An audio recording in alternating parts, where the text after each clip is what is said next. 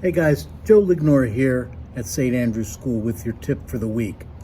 I was reading an article in the paper and the sports writer was talking about athletes who come up from the minor leagues and they play their first games, their first year in the pros.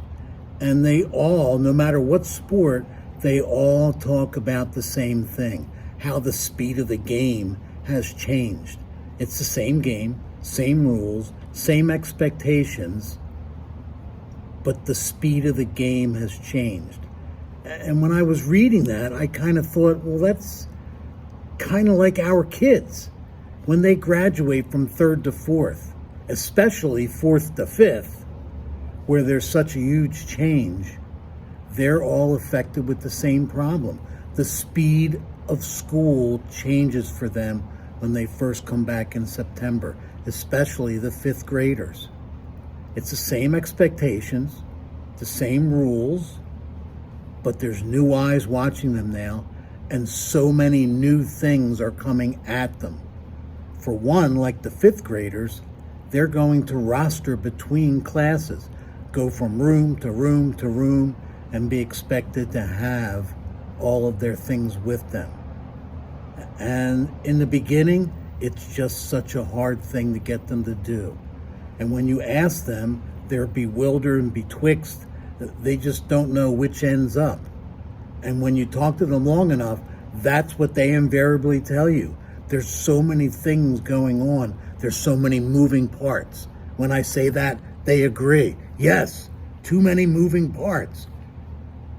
So there's one way that we can slow the game down for the students and help them enjoy the experience of school more, help them learn more in school, and just be better overall.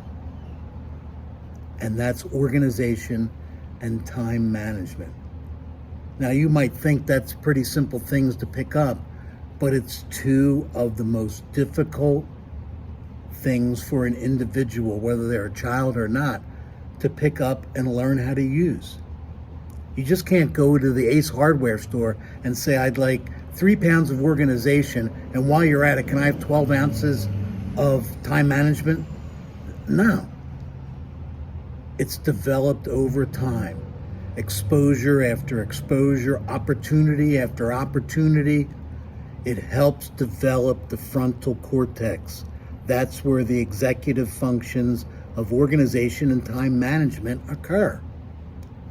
Guys get it later than girls, but everybody gets it. If you can try to develop it sooner, they benefit. You'll benefit. I benefit.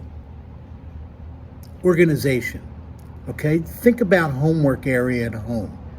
How many times have you watched your child walking around in the kitchen, they're in the living room, and when you stop and ask them, what are you doing? Oh, I'm looking for an eraser. I have to sharpen my pencil. I don't have any paper. My pencil point broke. I need another pencil. Organize the work area. That work area should have everything they need, they could ever possibly want. And that allows them to manage their time more successfully, get their things done one after the other. However you have it scheduled. Do 2 things, take a break. Do 2 things, take a break, finish up, all done. In school, it's particularly important that their desk be organized in 5th grade. With an organized desk, they can quickly pack what they need for the next 2 classes before they come back to me, and they can be out the door, and they don't forget anything. If the desk is not organized, they're wasting time, they're trying to pack, everybody's leaving the room and they're still behind. I'm urging them to get going, you're going to be late, and that bell rings and there's 4 or 5 still at their desk when they should be in the next classroom already unpacking, getting ready for the start of that lesson. Time management. That's an extremely difficult skill to teach.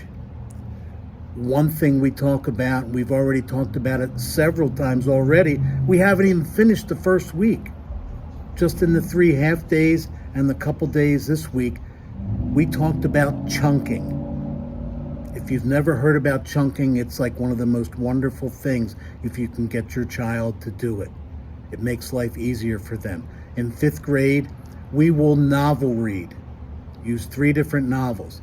In that, each assignment takes a week.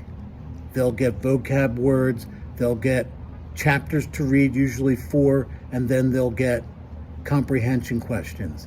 And they have about 9 days to get it finished.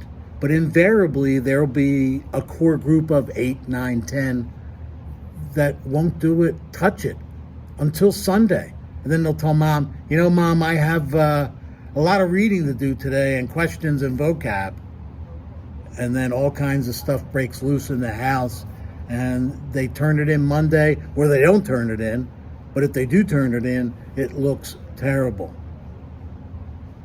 And the rest, they should have chunked it, where they take a small portion. Okay, my assignment is this, this, and this. I have 9 days to do it. So by the 2nd day, I should be done this much. By the 4th day, I should be done that much. By the 6th day, that much. And then you finish up on the 7th, and you got a couple days to really go over it and make sure it looks great. Guys, I can't tell you how important these 2 skills of time management and organization are. We can help our children little bits at a time. Don't expect the world overnight. Give them little opportunities to develop these 2 valuable techniques and skills. And then they can put them in their toolbox and they have them forever. All right, time management, organization, work on it. Work with your children. I'll be working on it with them. Okay? If you have any questions, comments, you want to try something, jlignor@standrewschool.com. jlignor@standrewschool.com. Guys, have a great week. I'll see you next Sunday night.